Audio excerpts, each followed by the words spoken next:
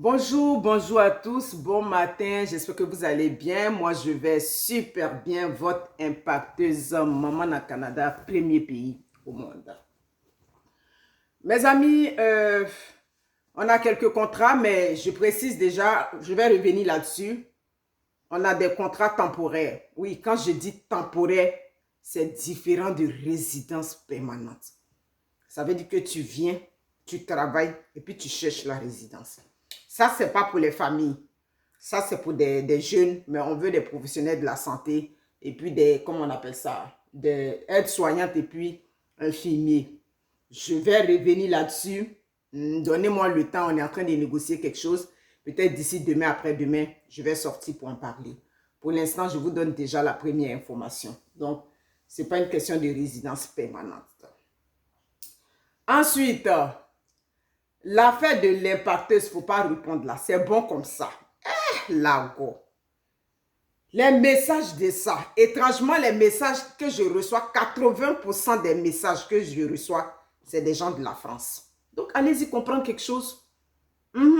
Oui, c'est vrai, j'ai mes mamans aux États et puis quelques personnes ici au Canada. Mais là, ça dit 80% des messages, l'impacteuse ne descend pas dans la boue, ne répond pas. Mais je vais répondre à quoi? Ne répond pas. Je vais passer à autre chose. Quoi qu'on dise là, il y a quelque chose qu'il faut aller comprendre.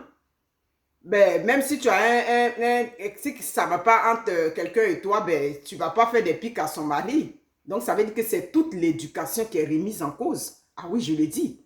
Sans état d'âme. Tu fais les pics au mari de ta camarade qui t'a jamais dit bonjour, qui t'a jamais... Donc, ça veut dire quoi? On ne peut pas vraiment descendre dans la boue à un moment donné. Ah oui, il faut stopper l'hémorragie, ça c'est clair. Mes amis, j'ai quelque chose à vous dire. Il y a, comme on dit, je peux dire, il y a plus de 2 semaines, on avait vu comme ça sur les réseaux sociaux, un petit quelque chose entre deux frères. Je vais partir de ça, ça dit, je vais partir de ce qu'on dit, du particulier et revenir au général. Aristide Bansé, c'est un joueur international, je crois qu'il est d'origine burkinabé, je ne sais pas où il jouait ce gars-là. Donc, lui et son frère, ils se sont sur les réseaux sociaux. Bon, on a vu le petit frère qui disait que son frère lui a donné que 400 000 francs CFA. Oui, il ne faut pas que je confonde en dollars là. 400 000 francs CFA depuis qu'il a joué au football, tout et tout. Mes amis, je viens vous parler de l'obligation morale vis-à-vis de la famille, vis-à-vis. Oui, je ne vais pas dire la famille, je vais dire vis-à-vis des frères. Africains, frères africains, il faut que vous compreniez que ton frère qui a réussi là, il n'est pas obligé de t'aider. Ah oui, oui, je le dis. Moi, l'impacteur, j'ai réussi. Je ne suis pas obligé d'aider tous mes frères. C'est une obligation morale. Quand on parle d'obligation morale, on va aller, ça dit que ça relève de la conscience. On va même enlever le mot obligation. On va partir, mais on va aller encore dire un devoir. C'est-à-dire qu'il n'y a pas quelque chose qu'on force. C'est-à-dire qu'il n'y a pas quelqu'un qu'on va aller forcer pour aider son frère ou sa soeur qui n'a pas réussi. Cependant, pourquoi c'est important aussi de donner un coup de main? Oui, je dis bien un coup de main à des frères qui n'ont pas réussi parce que quand tu as une conscience morale, comme je le dis, ouais, la conscience morale, ça veut dire que tu regardes la situation et puis, comme on dit en Afrique, tu as pitié ou bien tu ne peux pas regarder quelqu'un souffrir, oui, pour aller te rater. Quand tu as cette conscience-là, ben, à un moment donné, ça va aller te chercher et puis tu seras pris à la gorge. Comme je dis toujours, mieux vaut plusieurs fonctionnaires dans une famille qu'un seul haut cadre. Parce que si tu es quelqu'un qui a pitié, tu vas voir toute ta famille autour de toi. Mais il n'y a aucun frère, ah oui, je le dis, aucun frère qui a réussi, qui est obligé d'aider ses frères.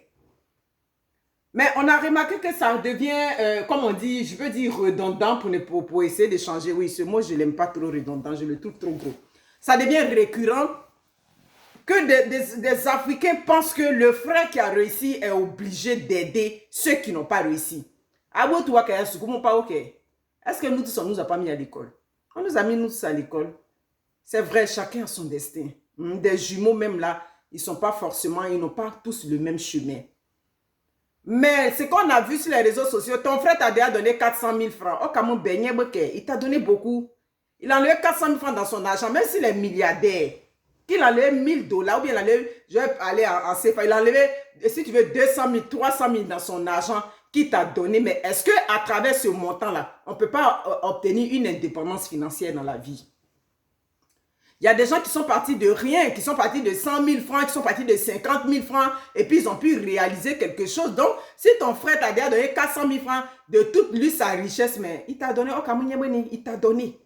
Donc, arrêtez de croire que le frère qui n'a pas réussi, ça dit que le frère qui n'a pas réussi là, ça dit qu'on doit forcément l'aider. Oui, ça dit, ça doit être une obligation. Non, ce n'est pas une obligation. Comme je dirais, c'est une obligation morale. C'est un devoir. Devoir parce que tu regardes la situation, tu as de l'empathie, voilà, face à la situation. Sinon, il n'y a pas quelqu'un qui est obligé. On nous a accouchés, nous tous. Jusqu'à preuve du contraire, je suppose qu'on nous a donné les mêmes chances. Et puis, dans la vie, quoi qu'on dise là, on peut tous vivre dans ce cercle familial-là, dans ce cocon familial-là. Et puis, à un moment donné, d'autres décident de voler de leurs propres ailes. Vous allez voir que parmi les enfants, il y a d'autres qui décident de quitter très tôt la cour. Et puis, il y a d'autres encore qui, comme on les appelle les tanguis. Les tanguis, ceux pour quitter la maison, là, c'est problème pour eux. Donc, si ton frère a réussi là, tu fais blé-blé. Tu n'as pas toujours être dans la famille. Ça dit que ça dit que pour négativer chaque fois, pour dire que non, ton frère te doit. Ton frère qui a réussi ne te doit pas. Mais quand on aime la famille, quand on a le sens de la famille, bien évidemment, on ne peut pas le laisser regarder ses frères dans la souffrance pendant qu'on est dans l'opulence. Et puis, quoi qu'on dise, on va te voir, on va dire, ben, regarde comment lui, il est bien, il mène la Java, et puis sa famille est malheureuse.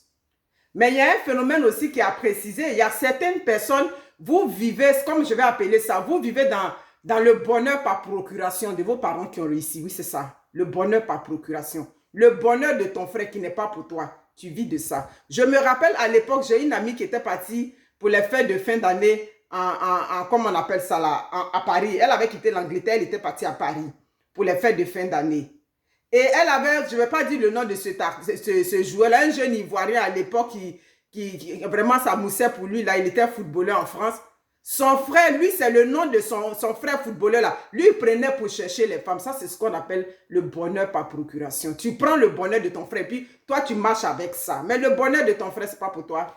Est-ce que le chien du ministre, là, il s'en va au conseil des ministres? Le chien des ministres ne va pas, même s'il mange bien, même si on lui donne la bonne viande. Mais quand le ministre porte son costume pour aller au conseil des ministres, le chien n'est pas assis là. Donc, ben, à un moment donné, là, essayons de recentrer les choses. C'est pour ça qu'on donne des conseils.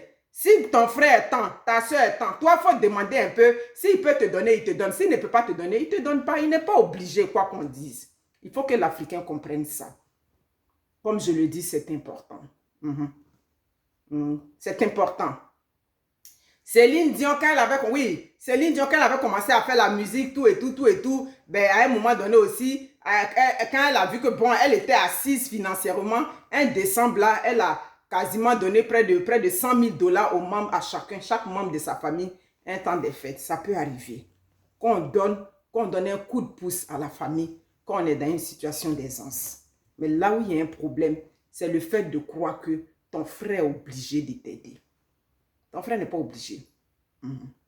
Donc, soutenons, oui, on est là pour donner des conseils. Soutenons ceux qui sont, ça dit que ceux qui sont en position de vulnérabilité financière parmi nos frères, c'est important. Mais comme je dis, il faut tendre la main. Mais quand on te tend la main là, toi aussi fais un effort au moins pour soulever le bras. Donc, il ne faut pas rester là pour vivre dans l'ombre de vos frères ou bien vos soeurs qui ont réussi. Vos frères et soeurs qui ont réussi là, ils ont leur vie de famille, ils ont femme et enfants. C'était avant même, on disait que non, c'est pour mon frère. Est-ce qu'aujourd'hui on entend pour dire que non, c'est pour mon frère, c'est le, comment on dit ça, c'est le foyer de mon frère. Non, ça veut dire qu'on est en train d'évoluer, on s'en va de l'avant. Donc arrêtez de vivre dans l'ombre de vos frères qui ont réussi ou de vos soeurs qui ont réussi. Cherchez pour vous. Si ton frère ne te donne pas là, ne traîne pas le nom de ton frère, il n'est pas obligé. Ça, je le dis à force. Parce que nous tous, on nous a mis à l'école. On nous a mis à l'école. Aussi clair que ça. Donc, c'était ça mon message ce matin. Arrêtez d'en vouloir, de jalouser vos frères qui ont réussi. Parce que vers la fin, là, la jalousie aussi va conduire à la sorcellerie. Ah oui. Tellement tu as mal. Ça dit que ton frère, lui, il mène sa vie et puis toi, tu souffres dans ton coin là-bas. Donc, mon cher frère de toi, quoi bancer là-bas. Il t'a donné 400 000, il t'a donné beaucoup déjà. Il t'a donné quelque chose qui pouvait te permettre d'aller, ça dit que d'aller toi aussi de l'avant. Pour qu'un jour tu puisses dire, ah vraiment, c'est les 400 000 que mon frère m'avait donné à cette époque-là qui ont permis que je franchisse ce pas-là. Mais quand il t'avait donné les 400 000 là, peut-être que tu avais minimisé même le montant parce que tu t'es dit qu'il avait beaucoup trop. Il pouvait encore t'en donner autant que faire se peut. Malheureusement, la vie, c'est pas comme ça. C'est pas comme ça la vie. On t'a donné petit là. Il faut prendre petit et puis tu as commencé. Ça, là, on va voir là. Ça dit, dans toutes sortes de familles, il y a ce genre de personnes-là. On a beau donner là, ça ne donne pas quelque chose. Parce qu'on s'attend toujours à gros. Et vous allez voir que ce genre de personnes-là, c'est eux qui ont ces goûts de luxe là. Parce que, comme je dis toujours, il vit le bonheur par procuration. Le bonheur de son frère, il vit toujours dedans. Alors que ce n'est pas pour toi.